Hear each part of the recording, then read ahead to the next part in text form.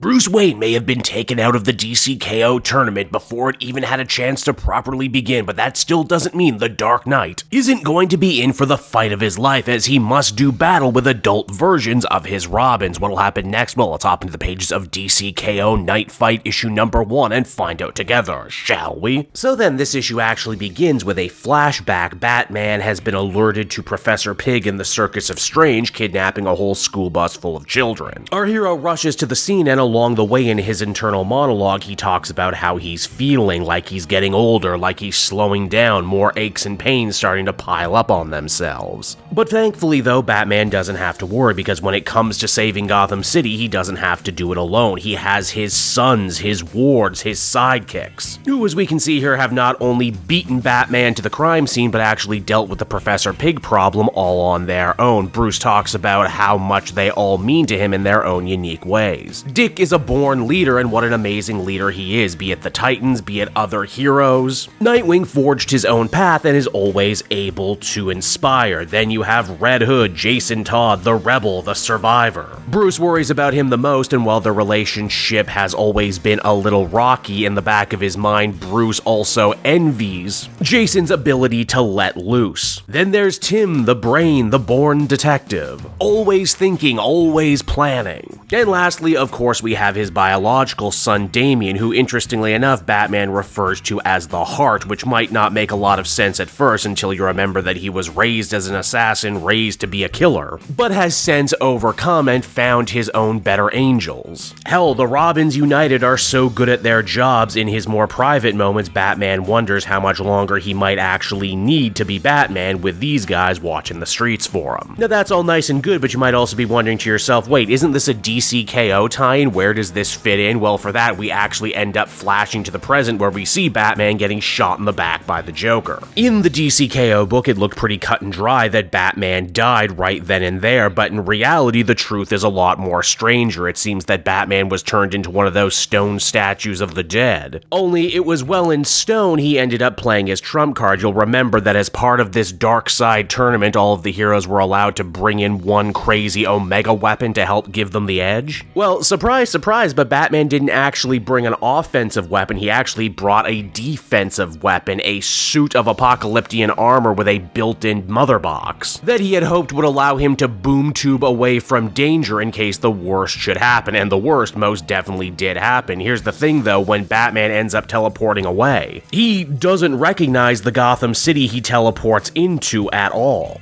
Hell, he doesn't even know how long he's been gone for, and this confusion is only greater amplified by moments later he ends up getting rushed by an army of Robins. Each has their own unique twist on the classic costume. Some carry guns, some carry swords, and Batman doesn't have to fight them for too long before he realizes the fingerprints all over their training. These are Dick Grayson's Robins, a fact of which is only confirmed when moments later, swooping down from the sky, we have Dick Grayson in his brand new Batman costume, and I gotta say I like it. It's sleek, it's simple. It's got a nice balance of blues and blacks. It basically just looks like an evolved version of the Nightwing costume. Okay, but why did Dick and his Robins have it out for Batman? Why are they saying that being Batman has been outlawed in the city? Well, apparently at some point, Nightwing and Batman had themselves a major falling out, mainly related to the fact that Bruce, control freak that he was, refused to ever give up the mantle of Batman, and as such started using the Lazarus Pit to prolong his life. Which naturally, as we all know, slowly but surely drove him positively insane. Of course, our Bruce has no idea what Dick is going on about right now. As far as he remembers, he was in the Dark Side tournament. He tries to tell Batman Dick all of this, but he's not hearing it, believing that all of this talk about Dark Side hearts and tournaments to the death must be the ravings of a Lazarus mad Batman. However, Dick does take the opportunity to show Batman all of his great works, the new Bat Tower, which again is basically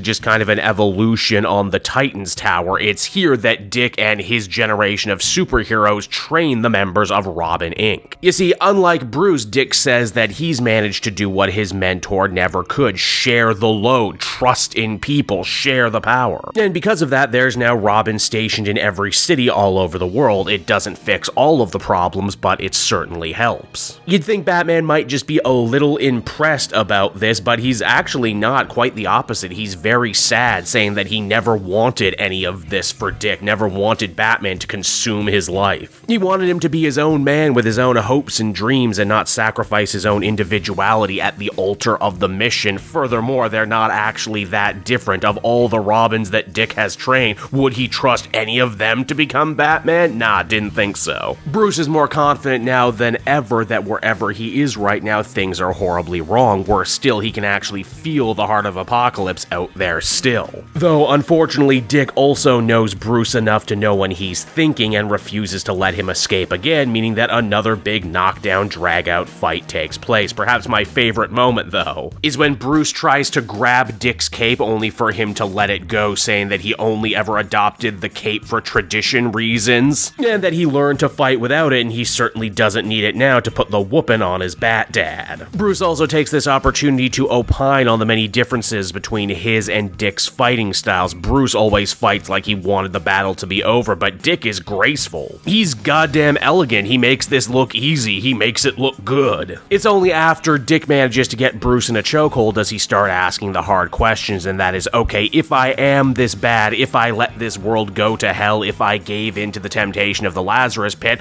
what happened to Tim? What happened to Jason and Damian? Shouldn't they be here right now? And well, Dick Batman does indeed have an answer. It's just an answer that Batman is not prepared for. It seems that all of Batman's other adopted sons are dead at his hand. And so that was DC K.O. Knightfight issue number 1, everybody. A pretty damn solid kickoff to what should be a fun little tie-in series to the bigger DC K.O. event. I will admit I was a little afraid going into this that this story was going to devolve into some of the worst kind of fan wank territory. Oh, who's the best Batman? Who's the better Batman? Who's the Robin who should take the mantle off Batman? Should Batman ever actually be retired, etc., etc.? But leave it to Joshua Williamson for being such a strong writer, and also a writer very much simmering in the fandom sauce, if you will, to actually make this a lot smarter than the general setup might lead you to believe. This is a story so far that seems to be about Batman's issues with control, as well as a fun little potential what if to what each Robin would look like if they were ever actually allowed to grow into the Batman mantle. Both for better and seemingly for worse. Again, I get the strong suspicion that this is some sort of apocalyptian heart mind game that is twisting and corrupting the ideal futures that some of the Robins might try and enact if they ever took the Batmantle for themselves. Like, yeah, Dick is a leader, but what if he became like the ultimate leader with a whole entire army instead of just a family? Again, it's good, compelling stuff with solid art, great action, and I can't wait to see where the next issue goes from here. Overall, I would give this one a very strong 8.5 out of 10.